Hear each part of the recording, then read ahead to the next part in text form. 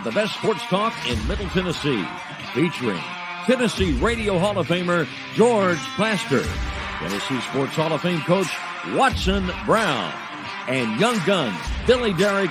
And now, here's your host, George Plaster.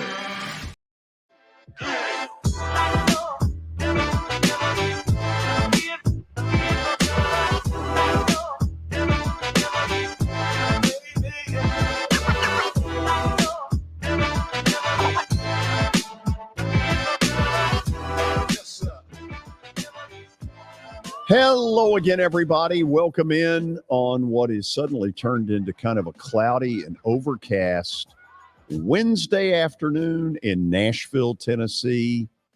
We got a lot of things shaking on this show today, including an interview in the 3 o'clock hour with one of the all-time race car drivers there's ever been, Helio Castroneves. Looking forward to that. And I'm not, as most of you know, the biggest racing fan going, but I know that this guy has won multiple Indy 500s. I think it's 4 to be exact. So we're not exactly dealing with chopped liver when he comes on this show. Let's get right off the bat to our Daily Titans Update. Terry McCormick's Daily Titans Update, brought to you by Lori Leland. She wants to be your mortgage lady, serving Tennessee and Alabama. Give her a holler at area code 615-969-4350. Terry, let's get right to it. I'm guessing, I can't tell if that's your car or not.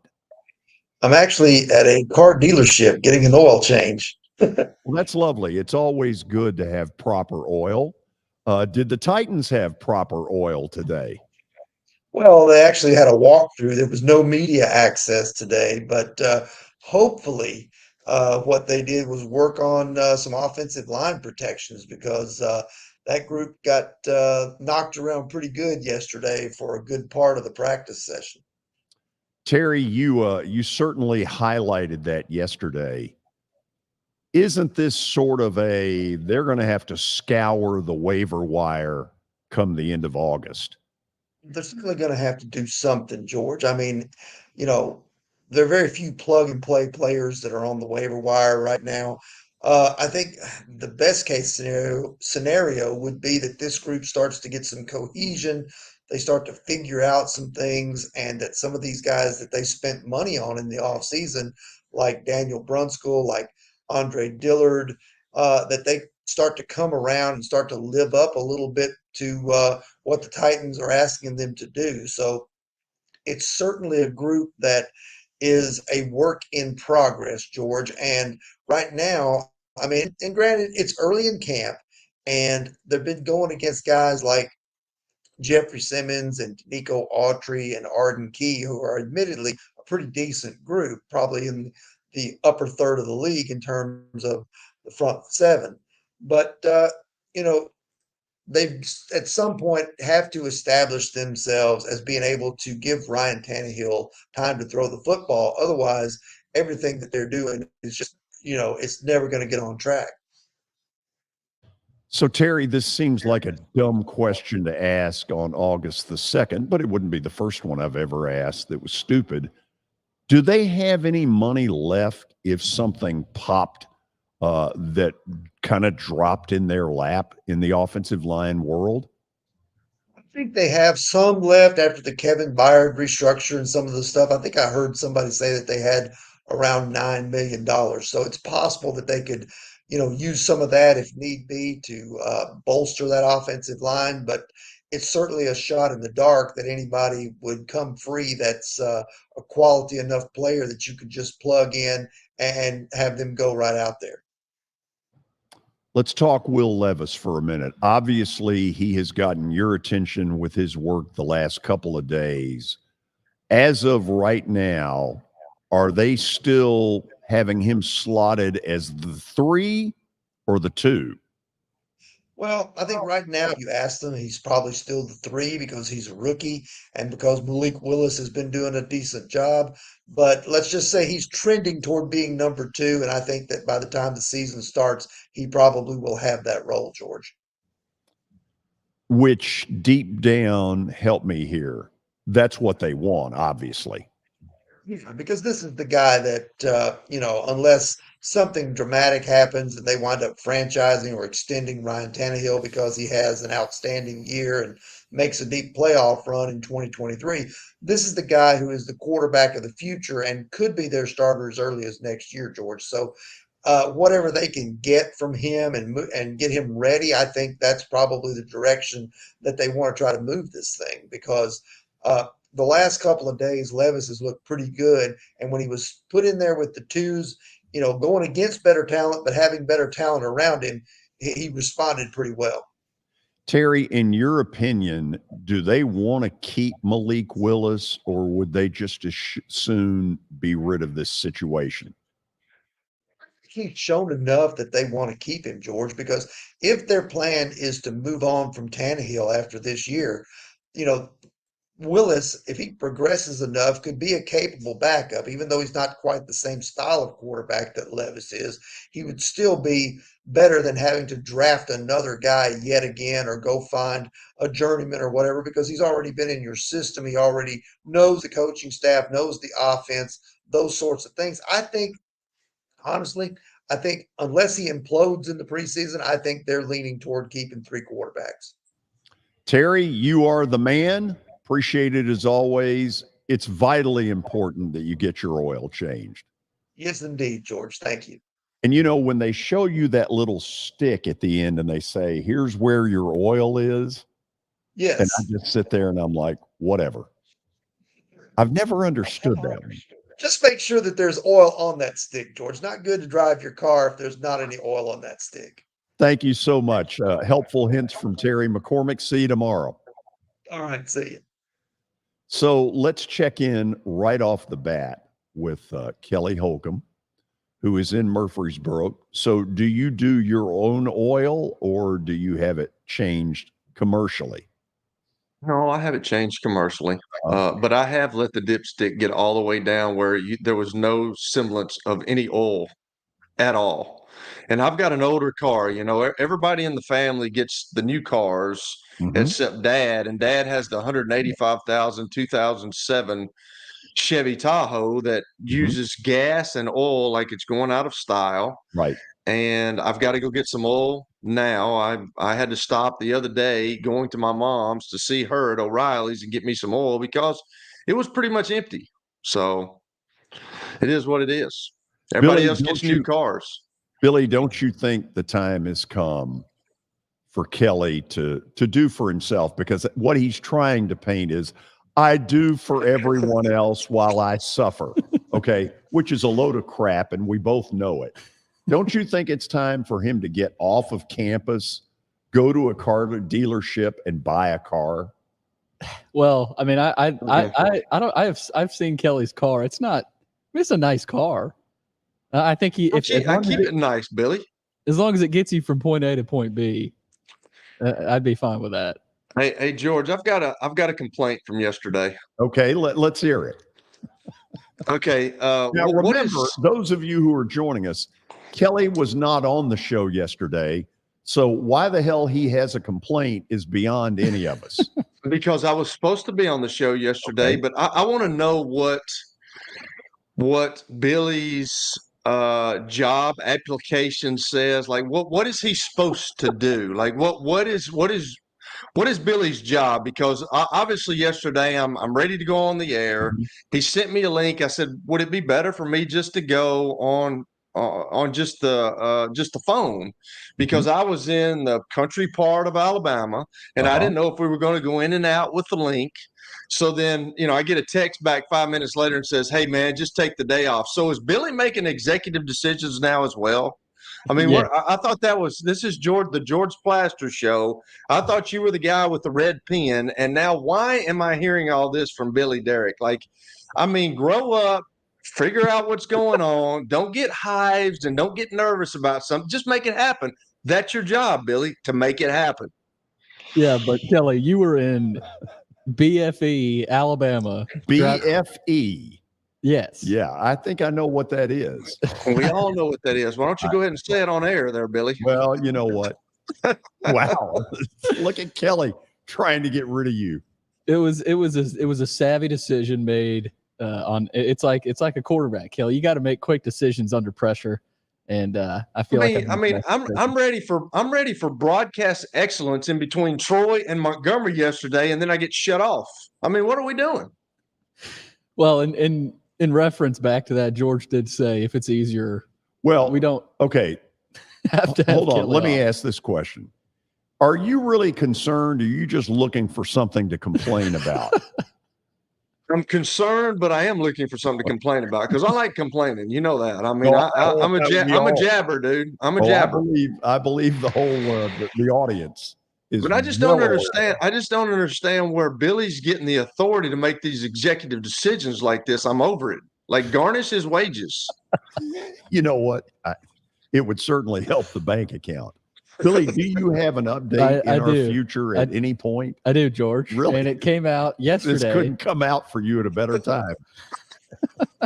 Iowa State quarterback Hunter Deckers has been accused of betting on events involving the Cyclones, including a 2021 football game, and is among 4 current or former athletes at the university charged with tampering with records related to an ongoing investigation by the Iowa Criminal Division. So not only was he caught gambling, he was also caught with the tampering of records. And I heard that he was betting under his mom's name. I don't know if y'all had heard that yet, but Mom needs you to put 50 on the Braves. Well, first of all, who's kidding who here? This is going on at college campuses all over America.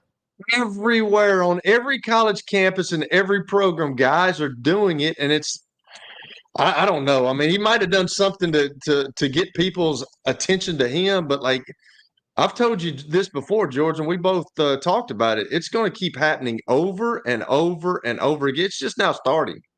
So let me ask the question: what is what's the problem with having the mom? In other words, the tampering of evidence. I mean, he's not a serial killer. Oh. Yeah, but he's a college athlete. No, I get that part is a problem. But the whole tack on the, he tried to sneak it around his mom. Well, you know what? That doesn't make him a communist. No, but so what? Yes, approximately 366 bets totaling $2,800 were placed on DraftKings Sportsbook. Right. Oh, wow. Okay. Wow. $7 a bet. I mean, seriously, like, what are we talking about here? Who cares? Move on. Right. Astros, Framber Valdez. I'm not sure we had the attitude that we needed to have about this one, but continue. The Astros, Framber Valdez has thrown the MLB's 3rd no-hitter this year. Yes, I saw some of it. So that was the 16th no-hitter in Astros history. They beat the Guardians Tuesday night. Wanted to throw that one out there. Yes. Old Fromber is a pretty darn good pitcher. He is. He's pitched really well. Is Verlander going to the Astros? He has gone to the Astros. Has he? Okay. The team he left a year ago, but when he figured out the Mets are now in a rebuild, he was okay with it. I'm sure. Yeah. George, Braves have just beaten the Angels 12-5. Yes. I mean, they are rolling. They're an absolute machine right now. There are days where they look like the best offense since the Big Red Machine. That said, that's big. It doesn't guarantee they're going to win it all. Nope. We have to pump the brakes just a tad. Do they have the pitching? Am I excited about this team? Heck yeah. George, didn't they get him a pitcher? Didn't they get him a pitcher at the trade deadline? I got a reliever, Brad Hand, who in his past has been very effective. Funky delivery, big time curveball, one of those 12-6 kind of curveballs. But in recent years, he has not been as good. They're kind of taking a flyer on him. My suspicion is this is a 2-month rental, and that's all it is. He helps. What does it matter? World title, baby. Let's bring That's it. right. There wasn't as much action near the trade deadline as I thought there might be yesterday. What was it? 4:00, 4:30 was the deadline. San Diego really didn't do much.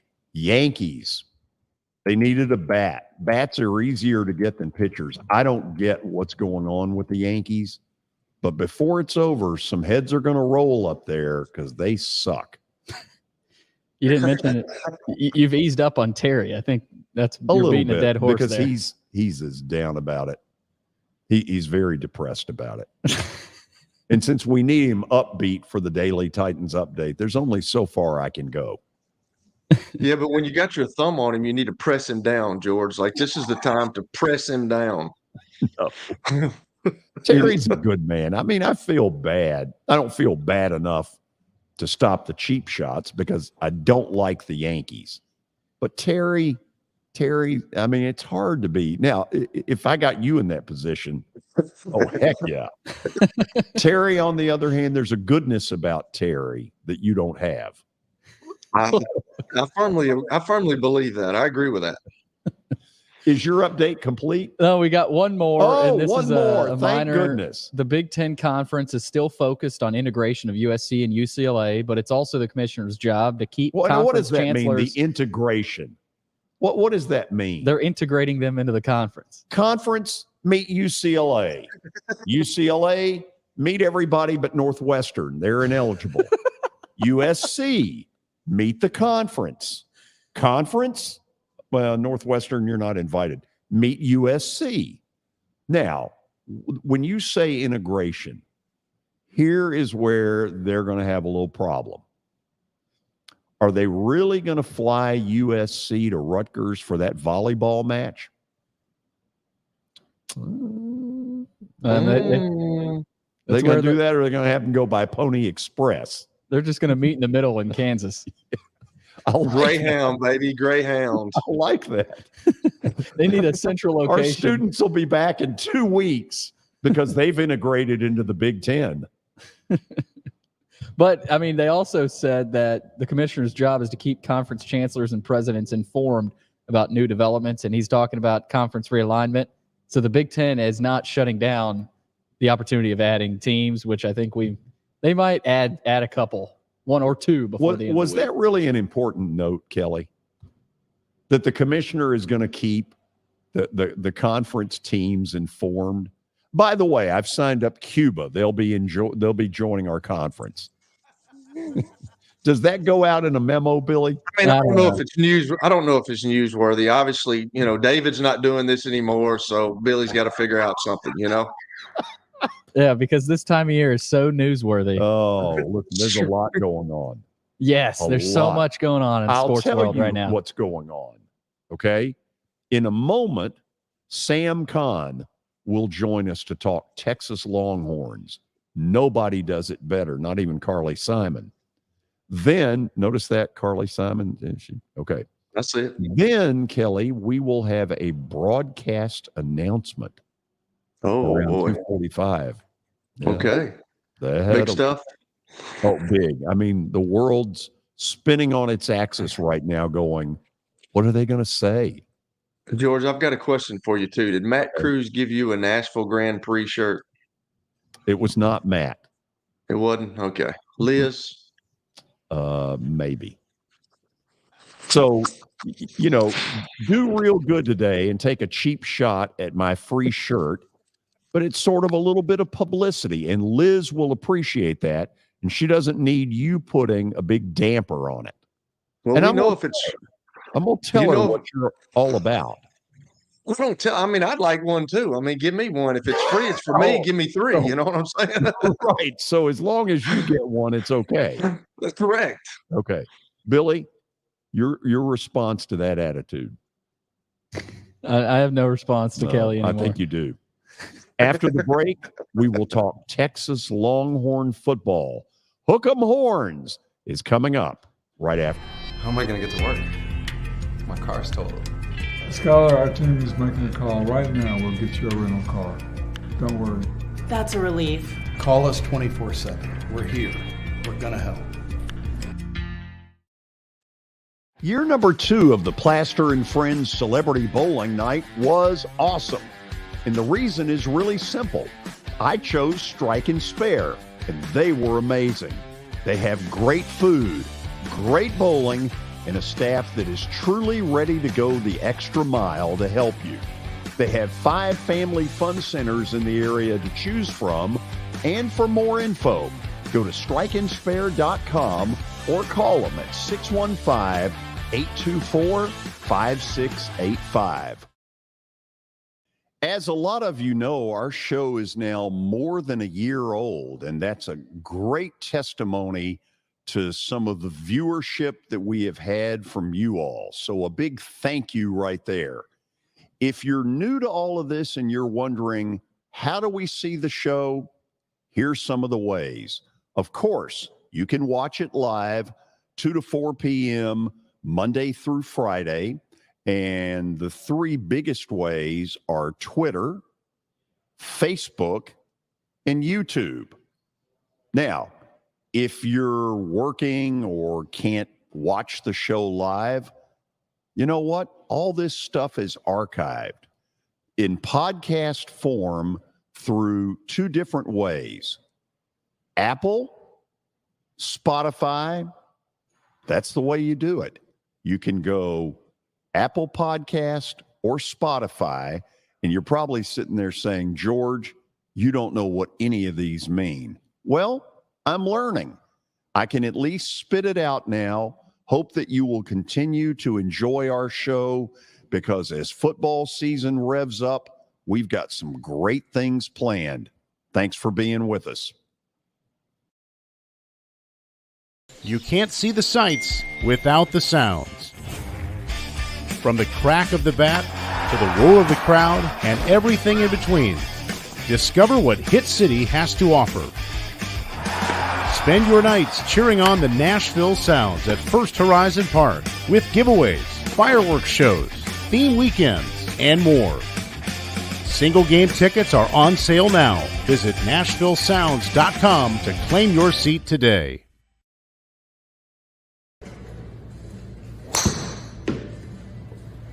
So who said I can't be a golfer? Well, you know what? This is X Golf, located just down the road from the Fordyce Center in Bellevue. This is fun.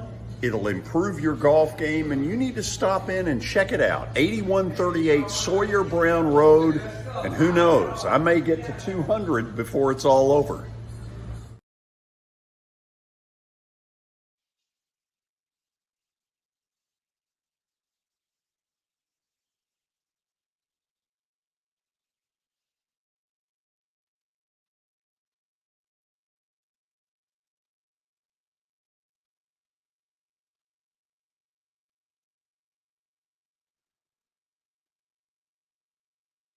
Oh, it is one of the great fight songs in our country.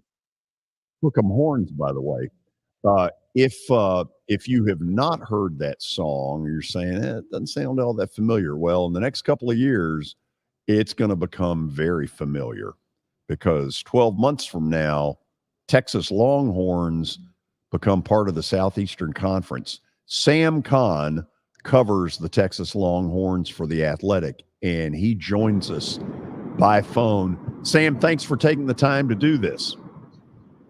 No problem. Thanks for having me. So I was amazed at how many writers from Texas, and for that matter, Oklahoma, were at SEC football media days. Man, that is impressive. Everybody's excited. The excitement is at a peak level, certainly. And I think, funny enough, I think that is probably one of the challenges for Steve Sarkisian and his team, is to keep the focus on 2023, because they're hopeful that they have a really good season, maybe one of their best seasons in the last 10, 15 years at Texas. But so many people are excited about the SEC and what lies ahead. So it is interesting. And I think it's going to be fascinating to see Texas and Oklahoma go up against so many of the big brand programs in the SEC, the traditional powers, on a more regular basis. And I think that the idea of the matchups you can see is just, I think it's a college football fan's dream to be able to see Texas and LSU or Texas and Alabama or Oklahoma and Florida on a regular basis. We've gotten to know Brent Zwerneman from the Houston Chronicle pretty well over the last couple of years, and he's had some really interesting stuff to tell us about how he broke the Texas OU story. In the weeks before that, were you sensing anything, or was this completely out of the blue? No, I hadn't known anything or heard anything along those lines at that time.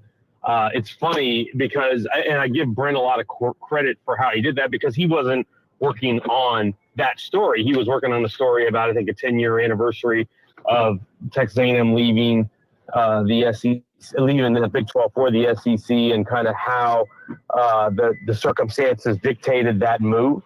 And they, just talking with people, that from what I remember him telling me, was him talking with people along working on that project. He ended up getting the wind of that story. When that story broke, which Brent broke, I remember me and Max Olson and Jason Kersey, who used to be with us at The Athletic and left, is now an attorney. We were all three recording a version of our Big 12 podcast. We were about 30 minutes into the podcast and talking about just random football stuff in the Big 12.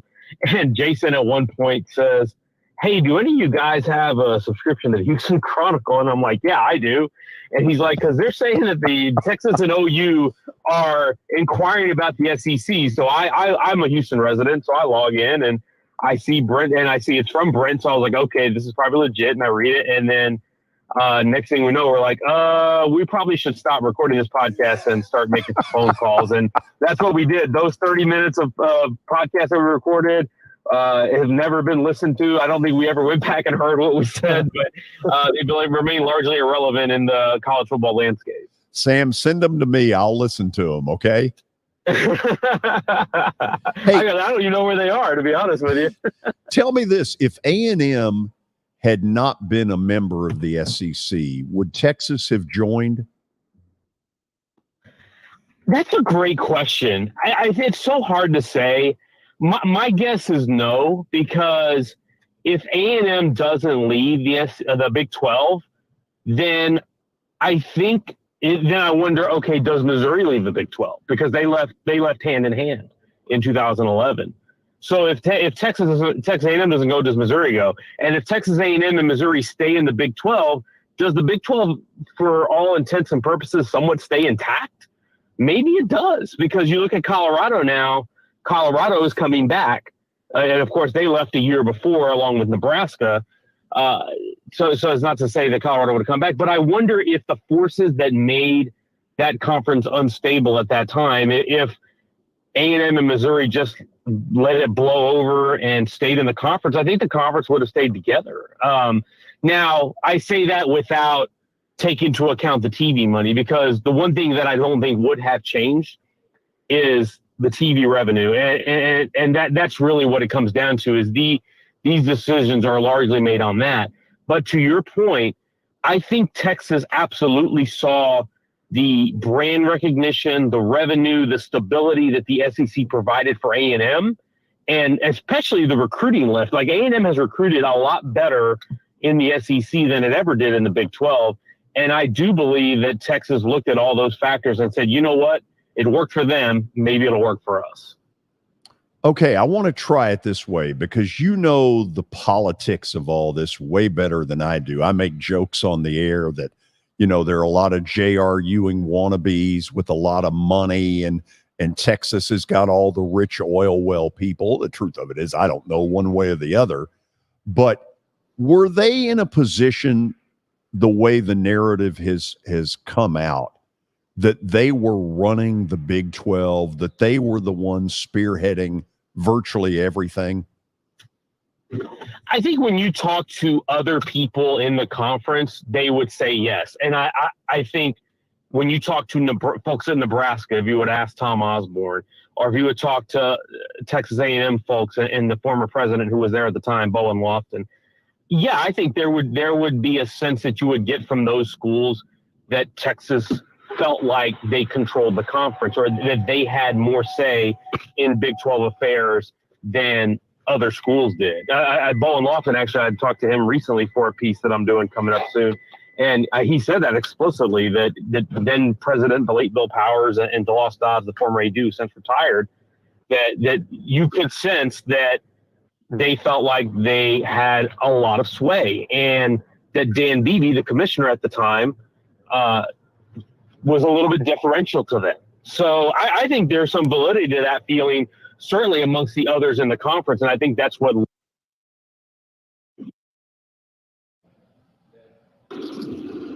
Okay, I think we've still got him there. Sam, can you hear me okay?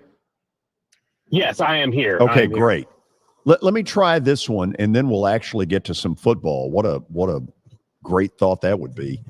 No kidding. So Texas won a national title under Mac Brown. Watson Brown, by the way, his brother, is at times a host on this show.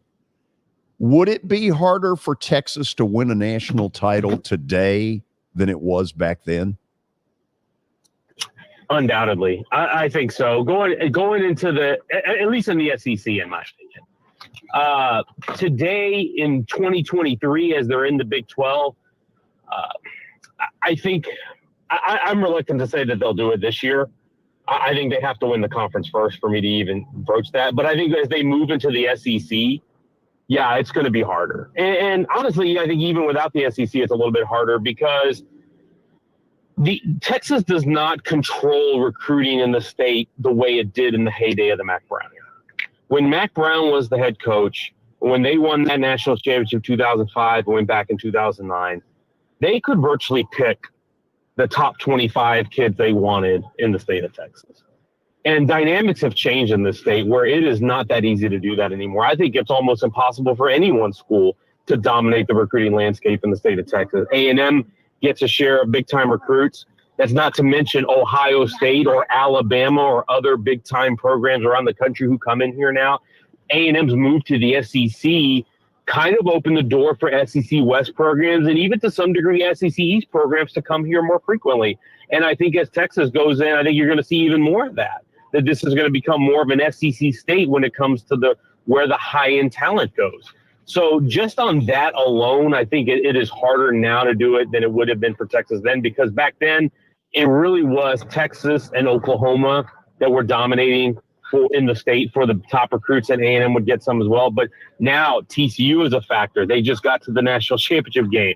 Baylor has won the Big 12 3 times in the last decade. They're a factor. Houston is moving to the Big 12. They signed a 5-star recruit back in 2016, Al Oliver, who went on to be a first-round NFL draft pick. There are so many schools now that are able to kind of throw their weight around in the state that I think it's hard for one school to dominate, even if it is Texas. Sam, I'm going to ask you one more thing, and then I'm going to turn it over to Kelly Holcomb. A year ago, I kept hearing all this Quinn Ewers. Oh man, he's the greatest thing since sliced bread. When I saw him, I'll admit I wasn't that impressed with him. So in the future, is this Quinn Ewers' team or is this Arch Manning's team? It's Quinn. It's certainly Quinn's for now, and I think unless he has a stretch like he did toward the end of last season, I don't get the sense that Steve Sarkisian wants to move away from Quinn right now or anytime soon.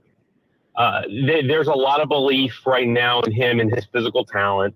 I think there were definitely some growing pains last year. You saw he struggled with accuracy. He struggled with footwork. Those are all things that they have to clean up. And right now they're saying all the right things. They're saying he's dropped, 10, 15 pounds and leaned out. He's getting more disciplined with his diet and things like that, his mechanics, that he's become more of a leader in the locker room and off the field. Whether that all adds up and maintains and sustains throughout the 2023 season, we'll see. I'll be really interested to see what it's like when he goes against Alabama in Tuscaloosa as opposed to that first quarter he had against Alabama when he was in Austin and he had 100,000 people behind him. That's going to be a test for him. I think in the future, that quarterback room is really set up well. Arch Manning is certainly a tremendous talent, but they also really like Malik Murphy, who had a tremendous performance in the spring game. And honestly, when you watch that spring game, I thought Malik looked better than Arch. He was a 4-star recruit and came in the same year that Quinn did. He's a big guy, 6'5", strong arm, can stand in the pocket, really can get it downfield. So wherever they go, I think their quarterback room is in really good shape between Quinn Ewers, Malik Murphy, and Arch Manning. I think that Steve has really done a good job recruiting that room. I guess the question is will he develop them to become next-level elite quarterbacks? And I think his track record suggests that that's very possible. Kelly, the floor is yours. George, that was the big question that I was going to ask. Me being a quarterback, I wanted to know about the Quinn Ewers deal. I mean, you just took it right out of my mouth because Quinn Ewers is kind of a young guy. So, and I know, the number one recruit, Arch Manning's coming in there. So, do you foresee him staying there? And I saw what you were talking about with the Malik kid. He's a good-looking kid, but is this a transfer deal, or I think it's probably too early to know that, don't you think? Yeah, I think it's early, and I've not gotten the sense from anybody in the Manning camp that there's a rush to get Arch on the field. Like, if he redshirts this year, I don't think anybody's going to blink an eye, whether it's Arch or whether it's Cooper or anybody in that circle. Sark sold him on a plan to develop, and certainly if Quinn Ewers has a bang-up season this year and takes Texas to a Big 12 championship, maybe even college football playoff contention, maybe he's a draft pick next year, and maybe he goes on, and then the floor is set for Arch to compete for the starting job in 2024. That would be, I think, an ideal situation for Texas. But I do think the realities of college football in 2023, it's going to be hard to keep all three guys. It just is. Wherever you go, one guy can start, one guy can play at a time. It's really hard to keep a quarterback room of highly recruited guys together for a long, sustained period. Guys are just not really willing to wait. But yeah, I don't sense. I think it's too early to say what Arch's long term looks like. But certainly in the short term, I don't get the sense that he's itching to leave if he doesn't start by next year. I got you. So with all this realignment that's going on and all the talk that's going on, what happens? Well, what happens to the Big 12 when Texas and OU leave? Like where are they going to dip to? I know they got some teams coming, but what happens to the Big 12? Does it stay around? I'm just interested in all this realignment stuff with all these colleges. Yeah, I think certainly when that move 2 years ago, there was a real fear that the league would cease to exist and it would lose a lot of its members. I think you have to give their new commissioner, Brett Yormark, a lot of credit for signing a TV deal last summer, well before it was due to be renegotiated, and it secured their future. So for the next 5 to 6 years, they're going to be in solid shape financially and in terms of their TV rights. So I think you have a situation now with Colorado coming back to the Big 12 starting next year that the Pac-12 seems to be a little bit more on unstable footing than the Big 12. I think the Big 12 seems to be, of the conferences not named SEC and Big 10, the Big 12 seems to be the most stable of that next group, which is ACC, Big 12, and Pac-12. And so I think now they're not going to have any big dogs like Texas and OU, the big brands that they are. The Big 12 will not have one of those. There's no overarching power, even like the Pac-12 has Oregon and Washington at the moment, or the ACC has Clemson and Florida State. There's not one of those types of brands in the Big 12. I think for all intents and purposes, what I would like to say, they're on the same salary cap in the Big 12. Everybody is kind of on a similar level. Baylor, TCU, Texas Tech, Kansas State, Iowa State, and then you bring in these new schools, BYU, Houston, UCF, Cincinnati. Cincinnati playing for a playoff. BYU has been playing a national schedule for quite some time. Houston has had some success, and UCF, we know what kind of success they've had. So it's going to be really intriguing. And I think what it's going to be a very fun, competitive conference top to bottom, but I don't anticipate you're going to see a ton of national champions coming out of there in football, at least. In basketball, I think certainly it's going to be maybe the best conference in basketball, but in football, it's going to be hard to, I think, produce national championships because none of those programs in the Big 12 moving forward are going to be recruiting at a top 10 level year in and year out.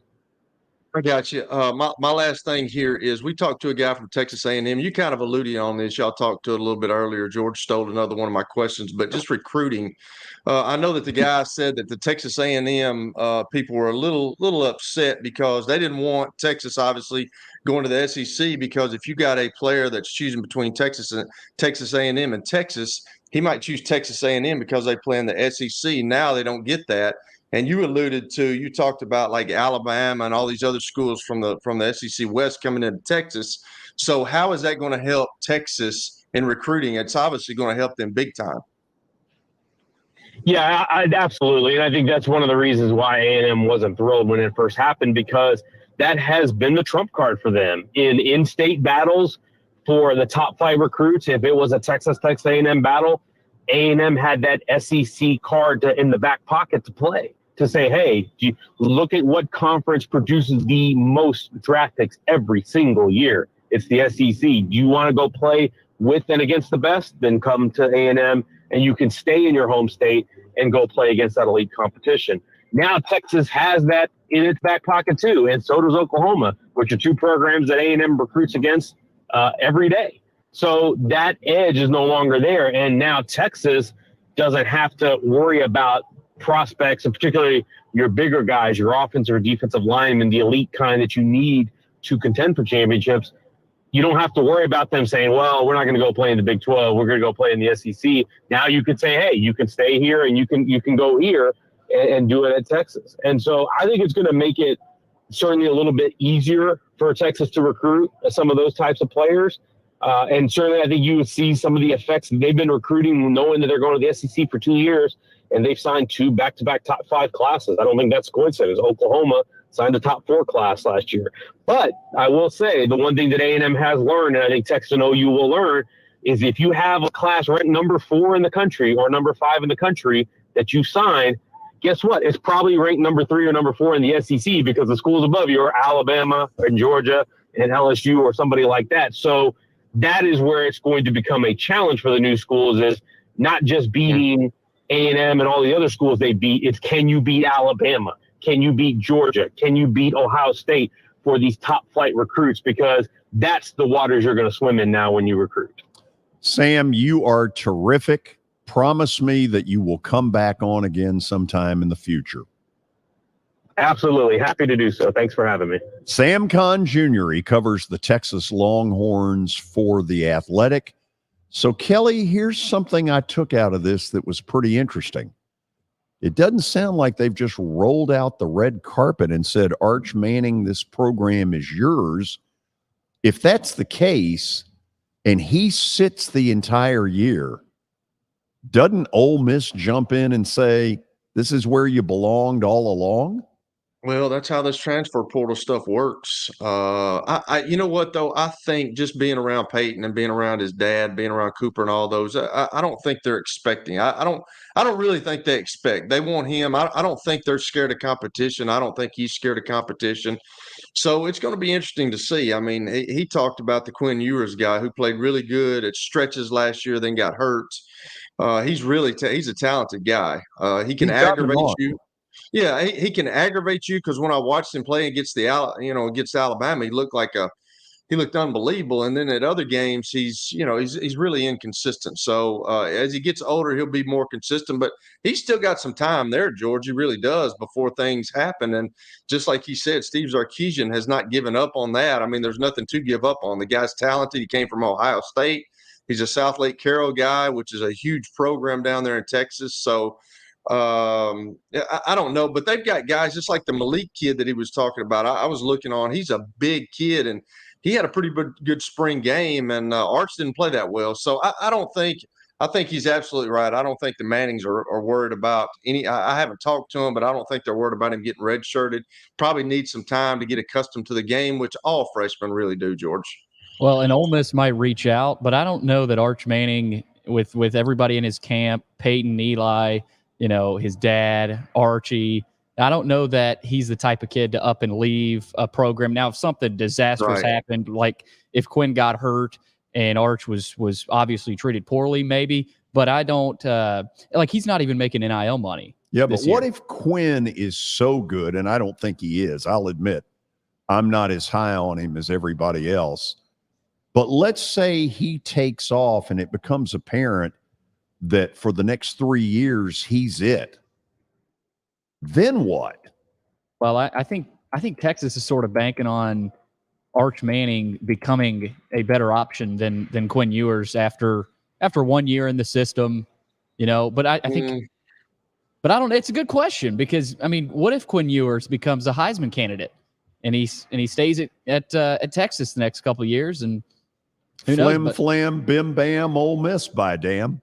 Hey, here's the deal, guys. I mean, and the transfer portal's kind of done it an injustice, but like college football is a competitive business, and if you want to compete, there's something to be said about staying at a program and competing, like Jalen Hurts did. I mean, he handled the situation that he went through really well. Obviously, he transferred and went to Oklahoma, but he stayed in that deal. There's something to be said about guys that are not scared of competition, that mentally get better when they have to sit. You have to learn and you have to compete. That's what life is about. And I commend guys. And I think that's kind of what Peyton and those guys are about. They're about that. And I don't know if it'd be a black eye to them with him leaving. I don't think that happens. But I'm like Billy, like if something happened unfortunate, maybe he transfers, but I can't see him doing that. I mean, competition is what makes you better.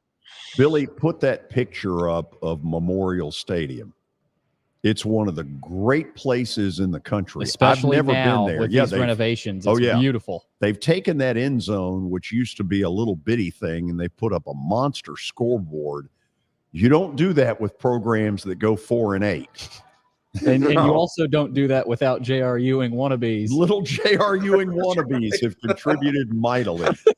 Billy, thank you so much. That's where they all hang out over there, George. Oh, yeah. They're in that club, and they're ordering up. What are they drinking, George? Well, it depends on the start time. If it's 11 a.m., Bloody Marys. Either way, we're going to come back, and we will have a broadcast announcement that will spin the world's axis. Maybe not. Got to talk about Music City Grand Prix. Kelly, guess who's coming on today at 3? Liz has had other stuff. So your boy, Matt Cruz, this is your best chance to get a free shirt. Oh, nice. Matt's coming back on. That's awesome. Yeah. So, okay, all of you know the big weekend starts Friday. It is not too late to get your tickets. Music, like crazy. Great racing. What more do you have to say other than Elio Castroneves, who will join us around 3:25 this afternoon? This thing's the total package. I was down there yesterday afternoon. Man, is there a lot of work that goes into this. You can go on their website, musiccitygp.com. You'll find out all you need to know, from general admission all the way up to the highest level of amenities. They have got it all. Jump in. It'll be a weekend you will never forget. As the trusted premier custom home builder in Middle Tennessee, Donnelly Timmons has over 20 years of experience in the industry. Whether you're looking to build your dream home or renovate your current home, their team will ensure that every client and every remodel is unique, luxurious, and completed on time within budget. Founders Dustin Timmons and Joey Donnelly have over 25 years of construction experience in the Nashville area. Together, they have completed projects in Forest Hills, Oak Hill, Green Hills, Franklin, and Brentwood. Dustin and Joey believe that communication is the most important aspect of all construction projects. Therefore, they personally manage each project themselves and are involved in job site activities on a daily basis. Their commitment to quality and integrity has earned them an outstanding reputation among their clients. Contact them to set an appointment for a free consultation or to view some of their completed projects. Give them a call at 615-456-7983 or log on to DonnellyTimmons.com. For over 35 years, Wilson Bank & Trust has been committed to providing customized banking solutions to help individuals, families, and businesses in Tennessee achieve their goals. As your full-service community bank, we are proud to offer loans with competitive rates, local decision-making, and fast, friendly service from our experienced lenders. No matter where you are on your financial journey, Wilson Bank & Trust is ready to help you take the next step. Visit your nearest Wilson Bank & Trust office or online at wilsonbank.com to get started today. Member FDIC, Equal Housing Lender. Family owned and operated for more than 2 decades, Alaco Fine Wood Floors is Nashville and Middle Tennessee's choice for premium quality hardwood floors. Since 1995, Jimmy Alaco and his army of employees have embodied the approach of taking pride in one's craft and providing superior customer service, growing from a one-man shop to a team of 23 professionals who share the founder's passion for quality craftsmanship and customer satisfaction. If you are interested in contacting them, you can find their headquarters at 2505 Winford Avenue in Berry Hill, or give them a call at 615-356-0303. Again, that's 615-356-0303, or log on to alacofinewoodfloors.com. Alaco Fine Wood Floors, serving Middle Tennessee's hardwood flooring needs since 1995. At Baird, we have a different slant on global financial advice. That global capabilities mean nothing without personal attention. We have investor relationships in 35 countries and market expertise in over 40 industry verticals, all to help make the most important investment connections of all, yours. Global financial advice with a client-first approach. It's the shape of things to come. Discover the Baird difference at BairdDifference.com.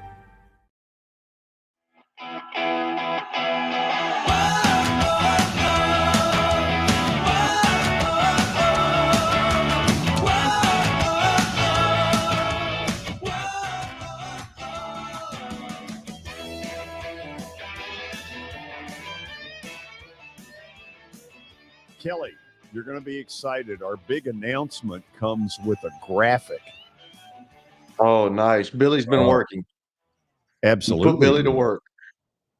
Billy, was it a difficult graphic to put together? No, this was a piece of cake, George. Okay. So here's the deal. Beginning Friday, August the 18th, for 15 Fridays in a row, our show will originate from a high school campus inside an auditorium. The first one will be at the brand new James Lawson High School. James Lawson, a former civil rights activist. This James Lawson was Hillwood High School. So we are going to unveil this incredible facility. I've been out there, and their first game will be on Friday, August the 18th. Now, what we will do is we will take the 2 to 3 p.m. hour, and it will be high school exclusively. Then we will take and do the normal things we do on Friday. You see 2 to 4 p.m. It may be 4:30, maybe 4:45, whatever the case. We're going to give you a full menu, but we're also going to give you an hour of high school football. Kelly, my hope is this.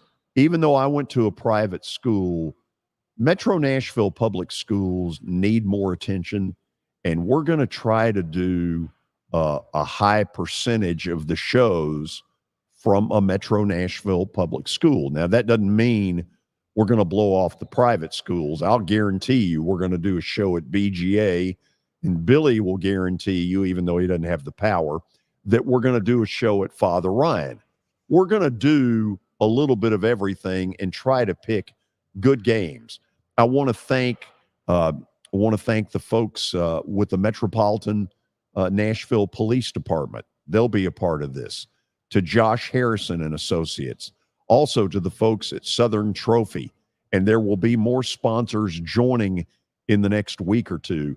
Kelly, I'm fired up about this. By the way, the band at James Lawson will start the first show. When we come on, hit it. How about that? I'm excited about it too, George, because I've told you this. There's nothing like Friday Night Lights. There's really nothing like it in the world. I'm going to say this again. My high school coach, Coach Thompson, I was fortunate enough to win a state championship back in 1990 at Lincoln County High School. But he asked me a couple of years ago to put something in the media guide, and I could remember every guy on that team. It's amazing. And then I go on and play college, and I go on and play the pros, and I can't tell you some of the guys I played with. But when I was sitting there thinking about that and reliving some of the things that I did in my last year as a senior in Lincoln County, and just remembering those guys and some of the situations we had and some of the games we had, there's nothing like it. So I'm this is going to be really exciting. There's nothing like high school football. There's nothing like it in the world. Those fans in the stands, you get the cheerleaders, you get the band, everybody's excited. And man, this thing keeps starting. It's starting next week. So it's pretty exciting, or 2 weeks, excuse me. But 2 weeks. It's really exciting that you've done a really good job. You've gone out, and this is amazing. I'm going to enjoy it. One of the things we're going to try to do is have a live studio audience of high school kids watching the show. Some will be aspiring broadcasters. Some will be smart enough not to be, Billy. But either way, this is going to be a lot of fun. Yeah, and we've already got scrimmages starting this week and next week. So football is in the air. I watched one yesterday. It's always weird when you start watching football again. It's like I'm watching football again. Yeah, but it's back. Hall of Fame game tomorrow night. I totally forgot about that. JETS minus Aaron Rodgers. Yes, of course. Yeah, he will not play against my Brownies, baby. The Brownies. Absolutely. Yeah, absolutely. Go Cleveland. So how many teams do you say my for, Kelly? It's really just the Browns. I mean, yeah, I don't really claim the Colts. I played there with Peyton. I watched him play. I didn't really enjoy that. Everybody says, well, hey. So I'm like, if you're a competitor, you want to play football. And, I enjoyed my times at all those places. Buffalo, if I could have stayed every place I went, it's just, I got my opportunity, and I was like a China doll, man. I couldn't stay healthy. I was like George. I mean, I went out there and just, Where'd that come from? By the way, I've got a sore back. Exactly. Back issue. I walked too long yesterday, Billy. That's what happened. I walked and I hurt my chair. Oh gosh. I think it's the chair. I don't think it's the back. Hey, Grow up, George. Put the graphic up one more time. I want to thank the 3 sponsors who have already committed. will throw Southern Trophy in there as well. We cannot forget about them. Absolutely. So there will be more to come. When you tune in the first show, you're going to be shocked at some of the stuff we bring to the table. I promise. And then at 3:00, we'll go back to the normal stuff that we do on a Friday. If you're looking for broadcast excellence, then we're just going to do what we always do. How about that? Okay, when we come back, we will have stat of the day, and then a lot of the 3:00 hour involved in the Music City Grand Prix, the big machine Music City Grand Prix that has got a lot of people yapping, because in the last 2 years, it's a sporting event that has gotten a lot of people's attention. Near the bottom of the hour, one of the greats of the game, so to speak, Elio Castroneves, will join us. So stick around. We got plenty more coming. Hey, thank you for meeting with me today. The insurance company has made an offer. Already? Wow. They've offered you the entire policy. Thank you, Blair. You're so welcome.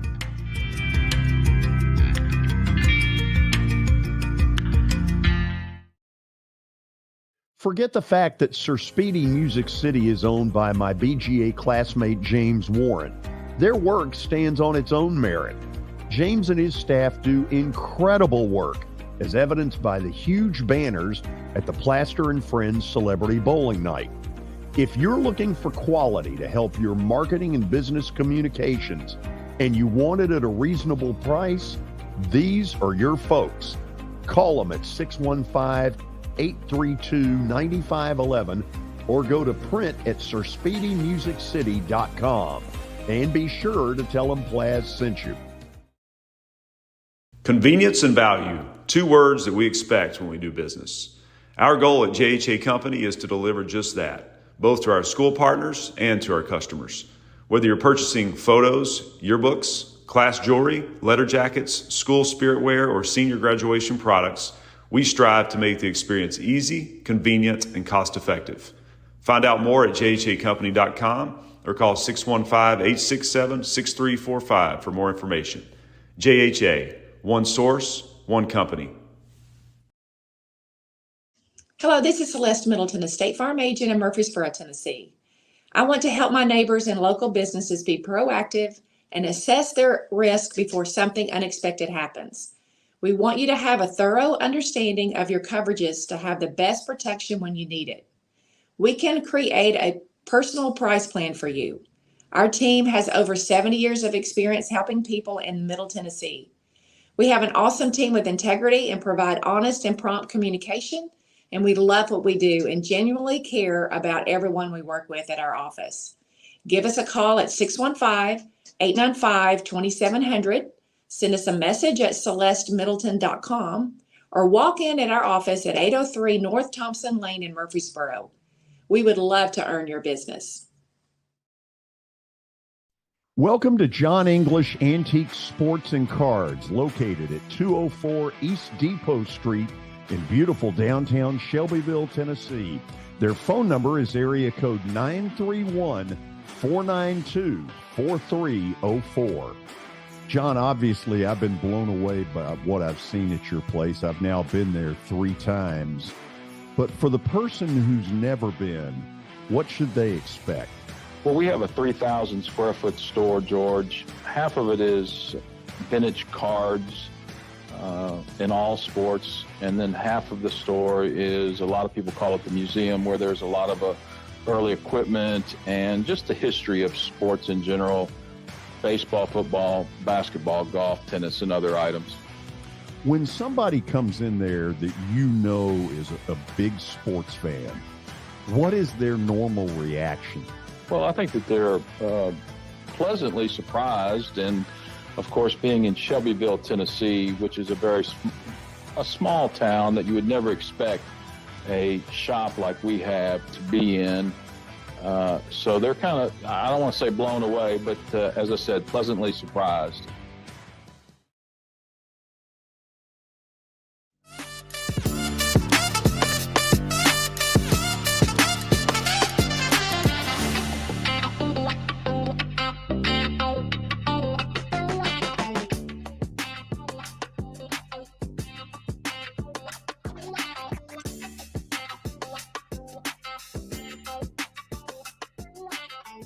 Minutes past the hour, we got CEO of the Music City Grand Prix, Matt Cruz, coming up to talk about the big weekend downtown. But first, stat of the day brought to you by John English Antique Sports and Cards. You can find them out in Shelbyville. Give them a call, 931-492-4304. All right, let's see what Butch has cooked up for today. We are 24 days away from week 0 of college football. Who is the only player to have won the Heisman for a team on NCAA probation? Oh, my God. I have never heard this question before. Me neither. Kelly. Yeah. Yeah, NCAA probation. I mean, I'm thinking Miami, SMU. Free Shoes University. Dickerson. Eric Dickerson was who I thought of, but I don't know if he won a Heisman, George. I don't know that he did either. Not that he certainly was Heisman caliber. And the payments at SMU were definitely Heisman caliber. Was Miami? I don't think they were on probation when Gino Torretta won it, were they? I don't think so. I've got a feeling this one is obscure. And so for the sake of time, let's just see what it is. Andre Ware for Houston. Can I be honest? We could have been here till midnight. We weren't getting it right. Houston was on probation at that time, Billy? Yep, 3 years of probation, 2-year postseason ban, a TV ban for 1989, major scholarship reductions, and it was a result of an investigation into 250 violations in the late 70s. That's a lot. So it's more than just pissing off the NCAA. More than just that. More than looking at them wrong. In the late 70s, when did Audrey Ware play there? 1980, obviously 1989. Yeah, but a lot of this happened from 1978 to 86, and then they got hit while he was there. Oh, okay. And then, of course, right around that time, Tark came out with the NCAA is so mad at Kentucky that they've added a year on Cleveland State. One of the all-time great lines in sports history. Okay, 3 o'clock hour is now officially underway. All of you know what's going on. It's a big weekend in this city. 2 years ago, there were a ton of you, like me, who had never been to a Grand Prix. Well, now 2 years later, I'm about to find out what this is all about. And the CEO of the Big Machine Music City Grand Prix, Matt Cruz, is on the line with us. Matt, I wore the shirt that Liz Allison gave me, and of course, Kelly is all up in arms. You know, I mean, Kelly looked good in one of our shirts. It's kind of Blue Raider blue. Yeah, we'd probably take care of it. He's been such a baby about it. Yeah, but y'all gave it to George. Like, George wears everything free. I mean, I would take one too, Matt, but like George will be wearing this for like 10 years now. It's timeless. It's a timeless classic. Absolutely. So, Matt, I have done this commercial for the last several months. And by the way, thank you all for the sponsorship. Under the, I've never been to one of these, but everybody I've talked to said it's one of the coolest things they've ever seen. So give me a couple of things, kind of aim it at me. I've never been to one. I'll be there this weekend. Can't wait. What kind of things should I be looking at? Well, George, I think it goes back to, is the complete diversity of offering. There's something for everyone, from obviously some of the greatest racing in the world. I just left an event with Elio Castroneves, who's a 4-time Indy 500 winner. There's 4 people in the history of the world that have done that. So we've got the best drivers in the world, an incredibly challenging street circuit. So it starts with that.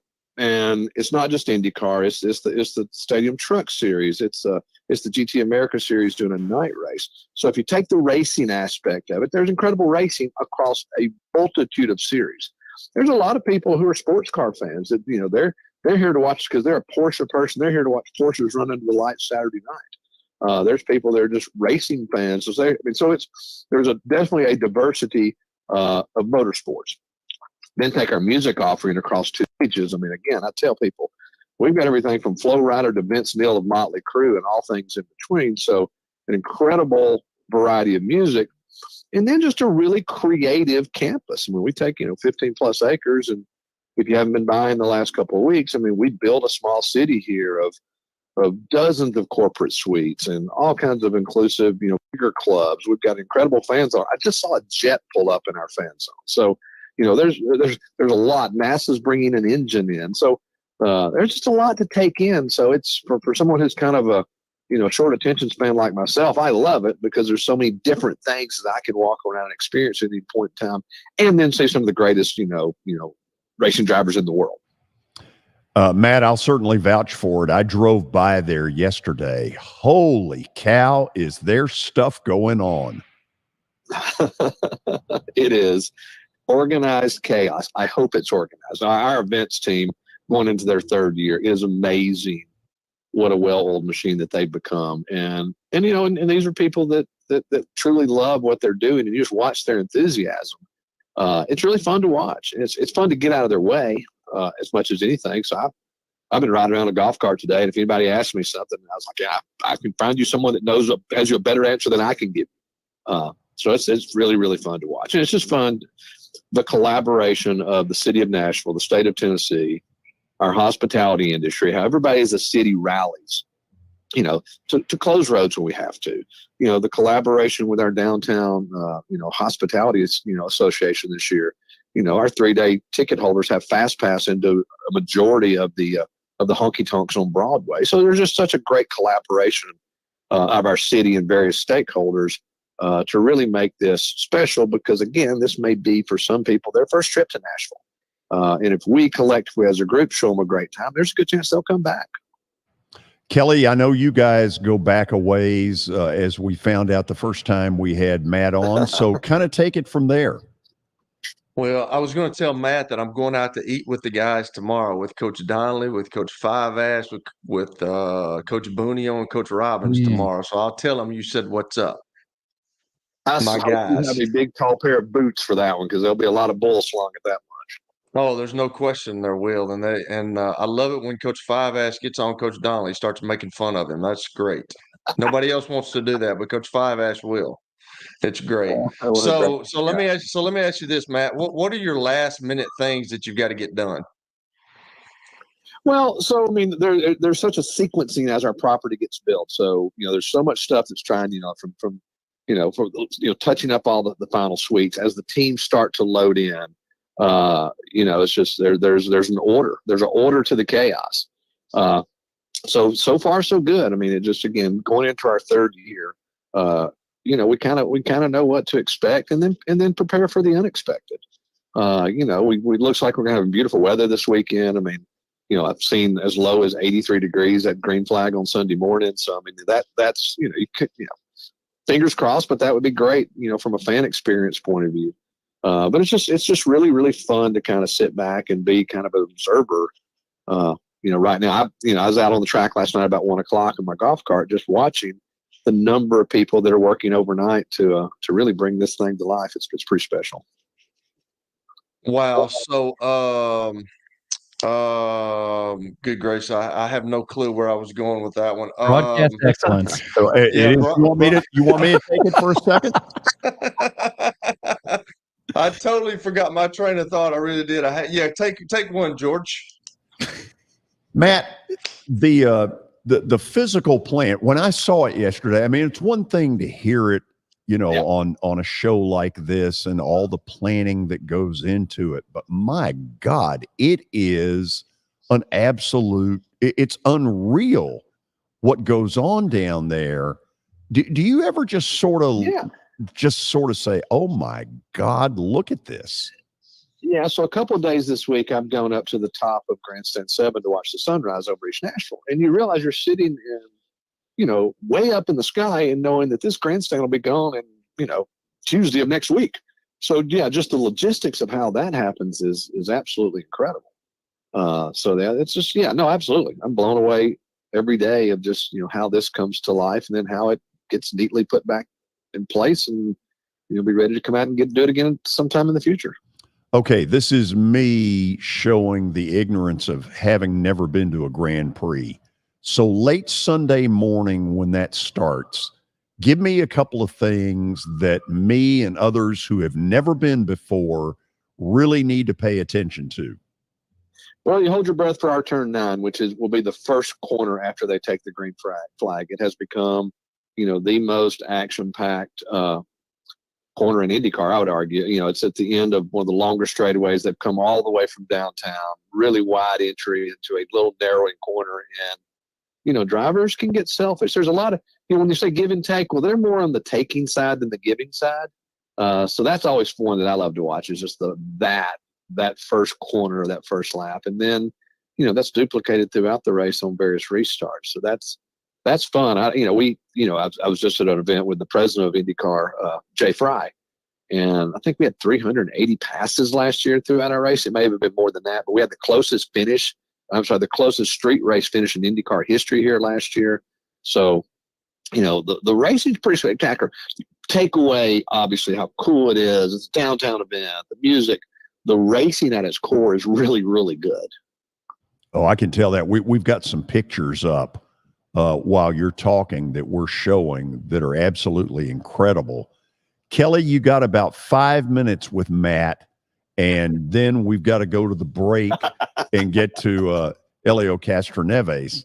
Matt, I don't think he knows. I think he knows even less about this than I do. Well, you let him handle the Helio Castroneves because it'll be an intro, and then 5 minutes later you're saying, Helio, we've got to go. So, I love it. Yeah, You got anything else?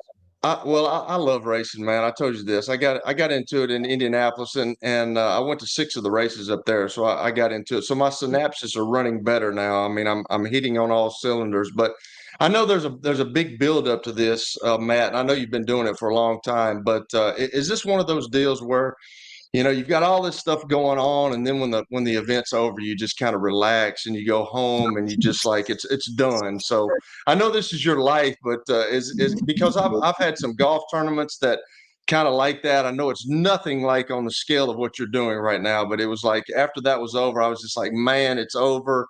I'm glad it's done. It's finished. How's your feeling afterwards?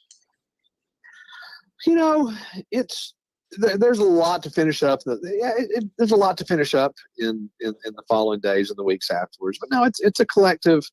It's a collective deep breath. However, last year, I tell the story. Scott Borchetta and myself. Scott is one of our title sponsor, one of the partners in the race. I mean, he and I were walking the property Monday morning afterwards just to figure out what we can do next year to be better. I send an email out to every one of our ticket buyers and asking them what we can do better. And I spend the first month or two just kind of really responding to those, and hope that we have. And we've added better shade areas in some areas this year. We've, more access to water. So it's just the things that you listen and learn about. So, and then better ticket offerings. We've got some incredible ticket offerings. Our 3-day tickets are incredible value, but we've got some great single day packages this year. I'm not sure if people are aware. Dale Earnhardt Jr. is part of our ownership group here. So we actually just launched yesterday in collaboration with the National Corvette Museum, an $88 Sunday reserve premium reserve ticket for $88, obviously with Dale Earnhardt Jr.'s number. So you can go to our in Music City GP right now and go to our single day tickets, and in the unlock box, which is where you put in your discount code. If you spell out Junior, you can get access to an $88 Sunday premium reserve ticket, which is an incredible value. Okay, so Matt, I know that you got 3 days worth of racing, but when do the big guys get on, and when do they start practicing? They start practicing Friday, and when will they start the qualifying? Qualifying Saturday afternoon, and green flag Sunday morning, 11:20 a.m.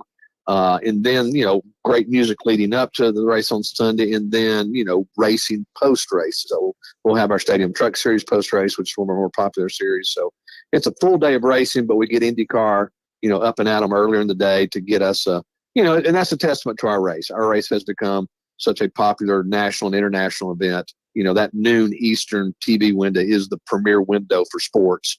And for IndyCar to put us in that spot really just shows, where our race has become on the American motorsports calendar for them to do that. And I think it's just great for our fans. I mean, it's cool at 11:20 in the morning. It's a great start time for us, and we're tickled to death about that. Kelly, you got a minute and a half. Yeah. So Matt, after this race is done, where are you heading? Where do you go from here? Every year I sit there and say, we're going to do this post-race, we're going to do that post-race, and I don't do a thing. We just work. We've got a major announcement tomorrow afternoon at 5:30 to kind of lay out the future of the Big Machine Music City Grand Prix, which will knock a lot of people's socks off. So we'll be full bore into 24, come 7 p.m. on Sunday night. But that's so I don't know. Love to. I do love football, so like to get away a little bit during the fall and watch football. But it's with the opportunities that we have here and the opportunities we have going forward, it's hard to kind of take your eye off the ball and really unwind. Matt, we are really proud of what you guys have accomplished. It's incredible in such a short amount of time.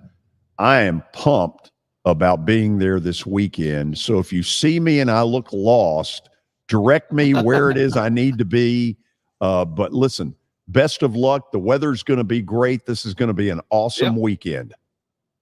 All right. See you guys. Look forward to it. And thanks for all the support these last 2 months. Absolutely.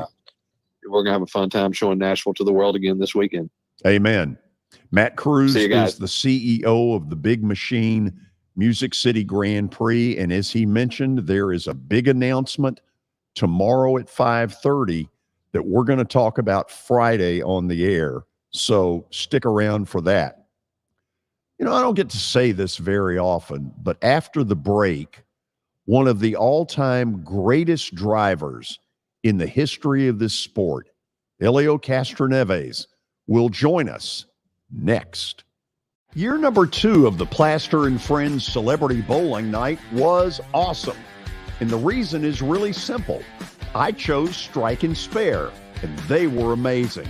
They have great food, great bowling, and a staff that is truly ready to go the extra mile to help you.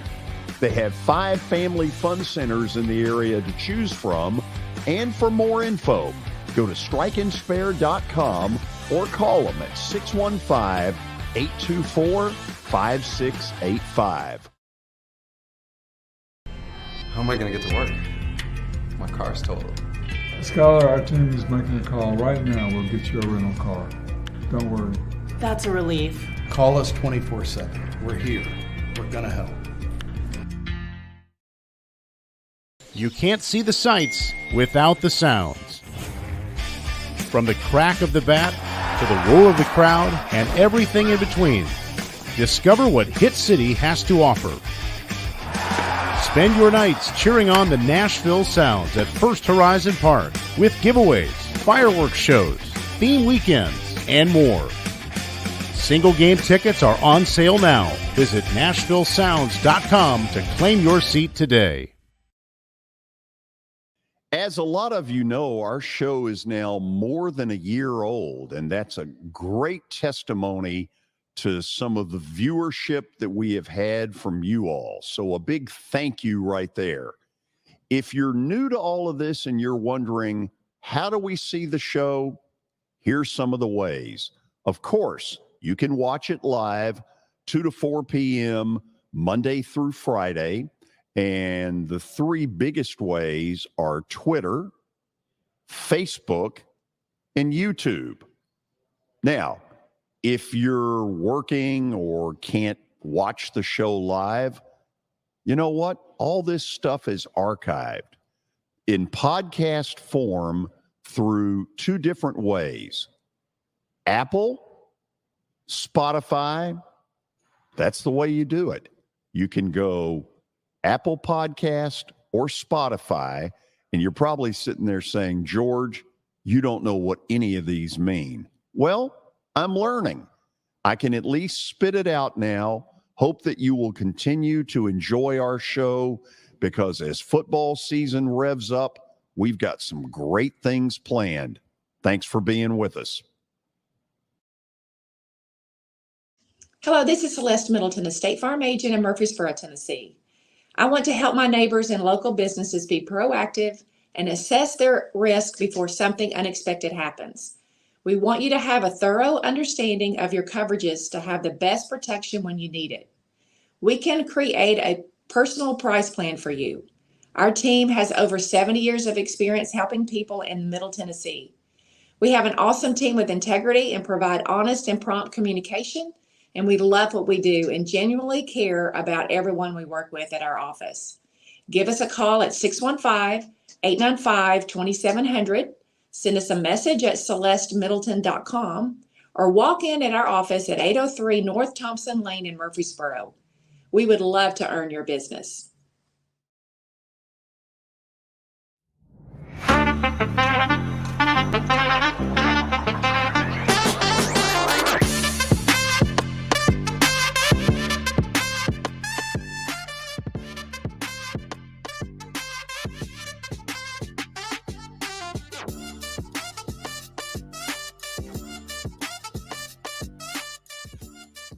Hey, Billy, if you will do this for me, put up a couple of the pictures.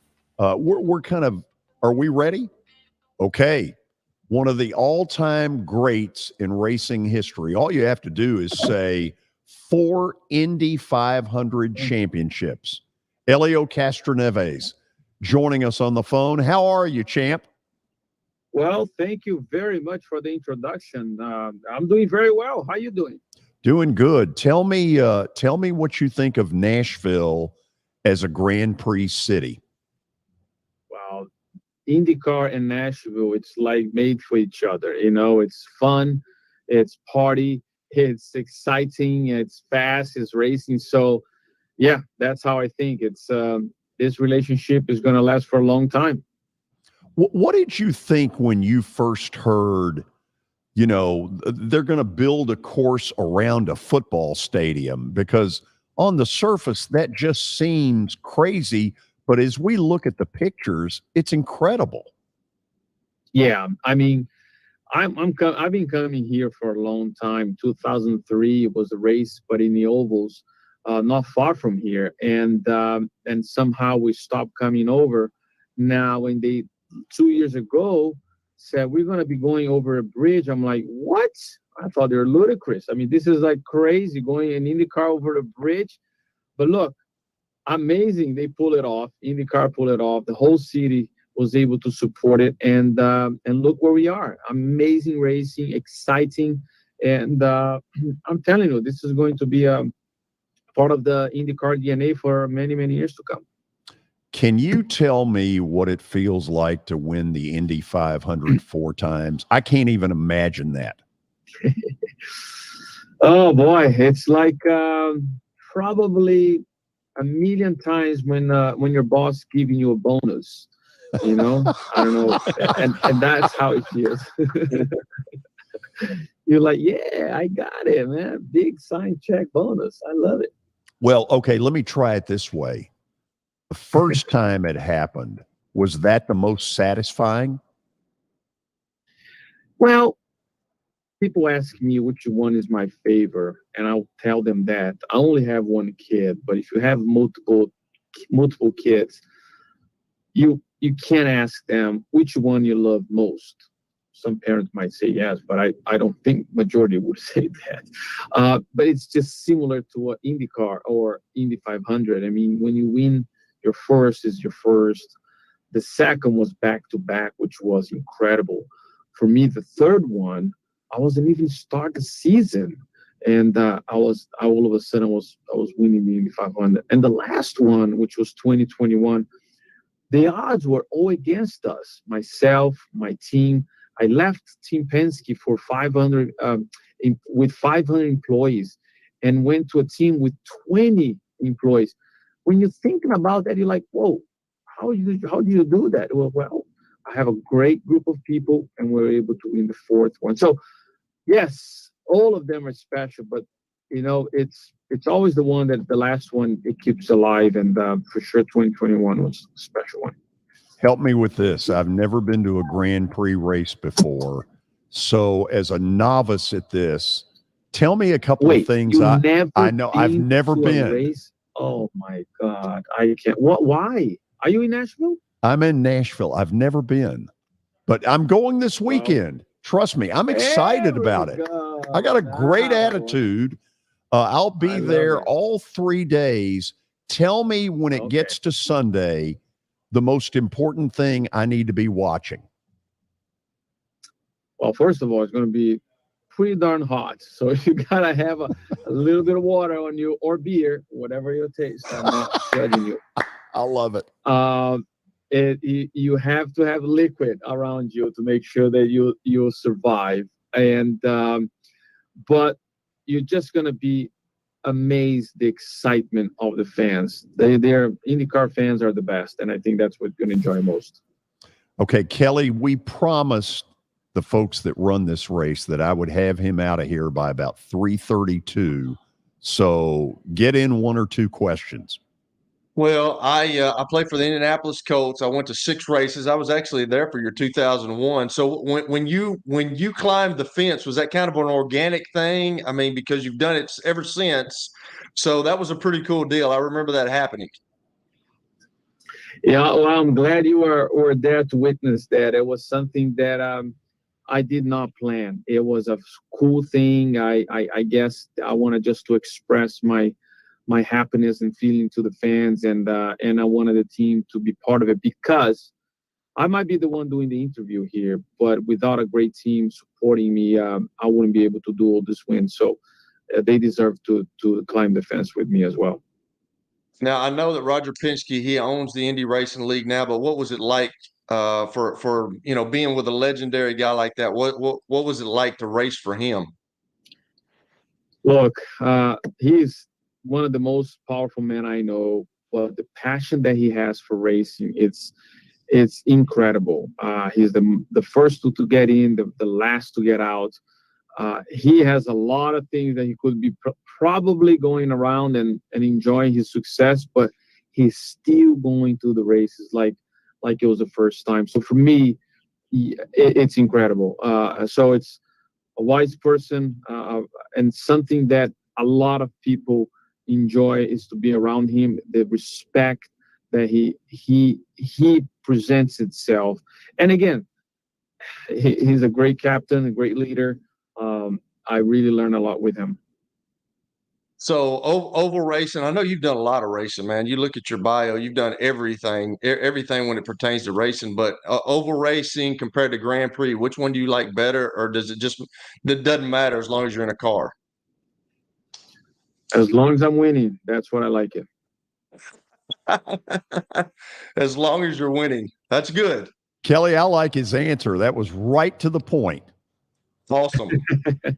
Elio, you tell the folks that are handling all these phone calls and interviews for you that I got you out on time. And secondly, I can't wait to meet you Sunday after you win this thing.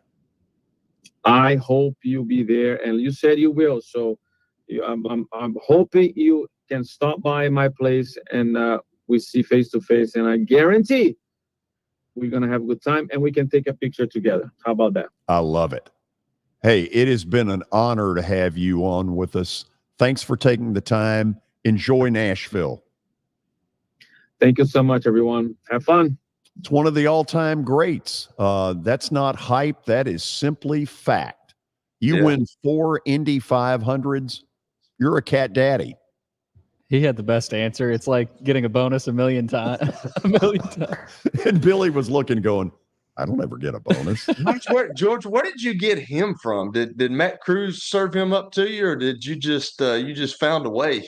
Oh, Kelly, that's awesome, dude. That's awesome, man. I can't even tell, because I was there 2001 when he won his first Indianapolis 500, and I can remember him jumping out of his car, and they started calling him Spider-Man because he climbed up the fence.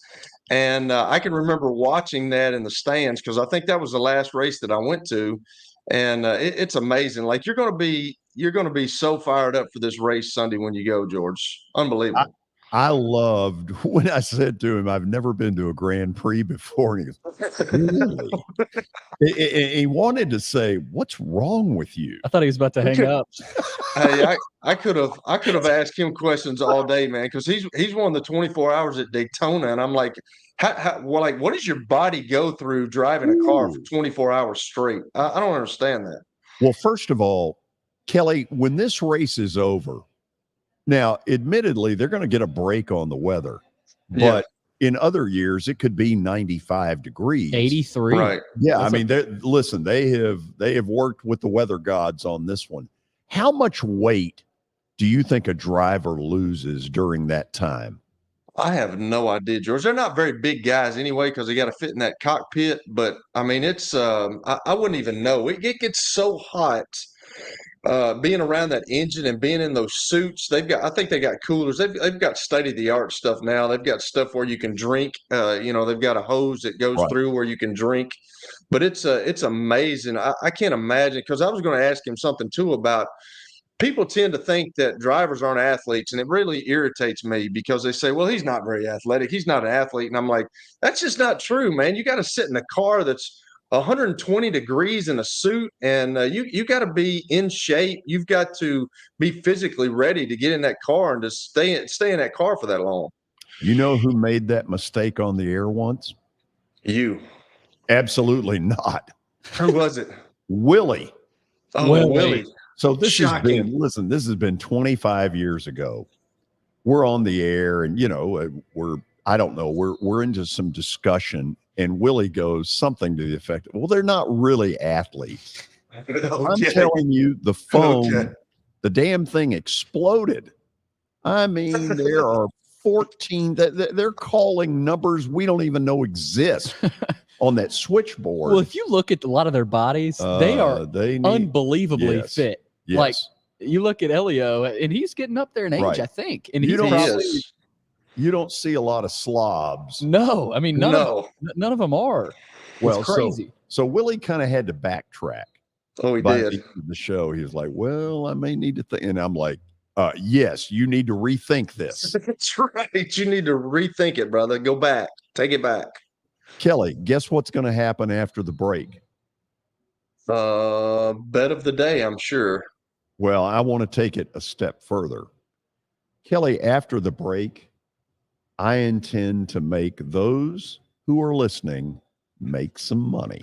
Oh, and with the money, they can buy tickets to the Big Machine Music City Grand Prix.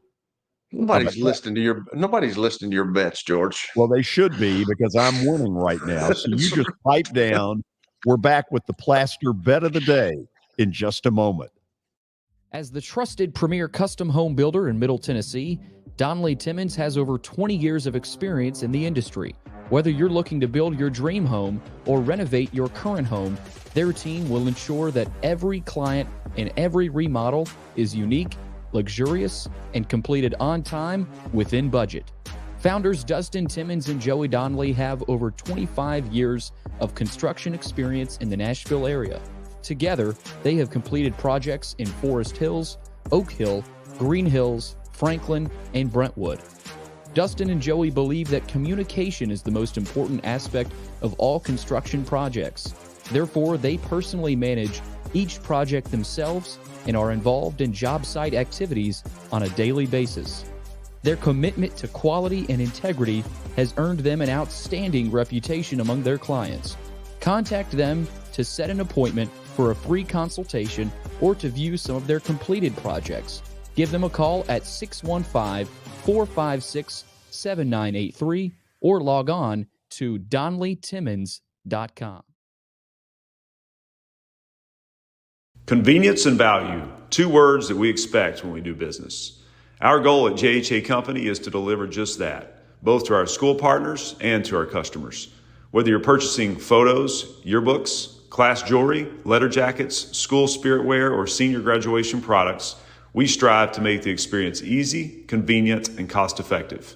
Find out more at jhacompany.com or call 615-867-6345 for more information. JHA, one source, one company.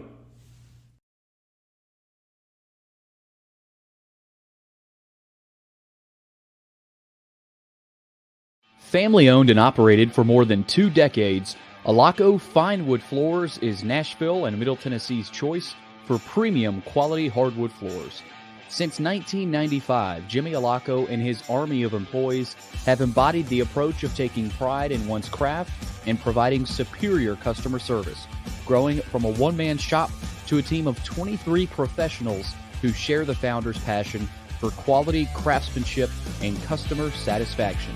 If you are interested in contacting them, you can find their headquarters at 2505 Winford Avenue in Berry Hill, or give them a call at 615-356-0303. Again, that's 615-356-0303, or log on to AlacoFineWoodFloors.com. Alaco Fine Wood Floors, serving Middle Tennessee's hardwood flooring needs since 1995. At Baird, we have a different slant on global financial advice. That global capabilities mean nothing without personal attention. We have investor relationships in 35 countries and market expertise in over 40 industry verticals, all to help make the most important investment connections of all, yours. Global financial advice with a client-first approach. It's the shape of things to come. Discover the Baird difference at BairdDifference.com. Hey, thank you for meeting with me today. The insurance company has made an offer. Already? Wow. They've offered you the entire policy. Thank you, Blair. You're so welcome.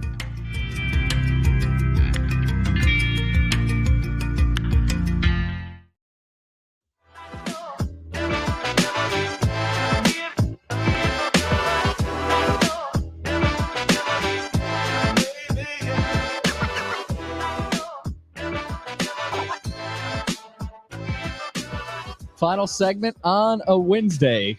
This week is rolling on. Kelly's final show of the week tomorrow. Another big show. But first, Plaster's Bet of the Day, brought to you by Bart Durham Injury Law. Give them a call at 615-242-9000 or log on to bartdurham.com. All right, let's check out what happened last night. And Kelly, George is cooking. Golly, he's on a roll. I mean, that's amazing. Baseball, though. Let's wait for a few weeks. You get into football season. Lighten up. Lighten up, Alice. But you know that's true, George. It's not going to be all sunshine and rainbow. No, it's not all 3-hit shutouts when you need them. So, Kelly, the goal here is to win, okay? We're here to take and reward our listeners and give them money, free money. Right. Okay, so watch very closely. Okay. The We're big red taking machine. the Cincinnati Reds tonight, and you may be saying, why? Well, they only gave up 20 runs last night at Wrigley. 20. 2-0. 20. Not good. Pride will get in the way tonight, and the old Reds, who are pretty good, who had a bad night pitching, they'll be a lot better, and they'll win at Wrigley. You got that? What you say? Who can dispute what you're saying right now? I gotta go Cubs. Go back to that record, Billy. It's 8-3. Everybody knows. We see but it. I want you to hear the percentage. It's relax, 72%. Francis. Relax, Francis. Hey, tomorrow on the show, really good stuff. Former Titans coach Jeff Fisher during the 2:00 hour. Danny Evans knows more baseball than dadgum near any human being on the planet at 3:00. A lot of good stuff tomorrow. Get your questions ready for Coach Fisher. By the way, he has heard my collusion theory on running backs. And he didn't buy that collusion theory at all. At a lick. I mean, good gracious. It's a trend. I told you. I told him, what do you got to lose? Toss it out there. Scare him a little. Nobody's going to do that in the National Football League with what they got going on, making all these millions of dollars. They don't want to mess up the cash cow. Nobody's going to say anything. Kelly, it's always good to have your support. Just telling you. I'm going to be honest.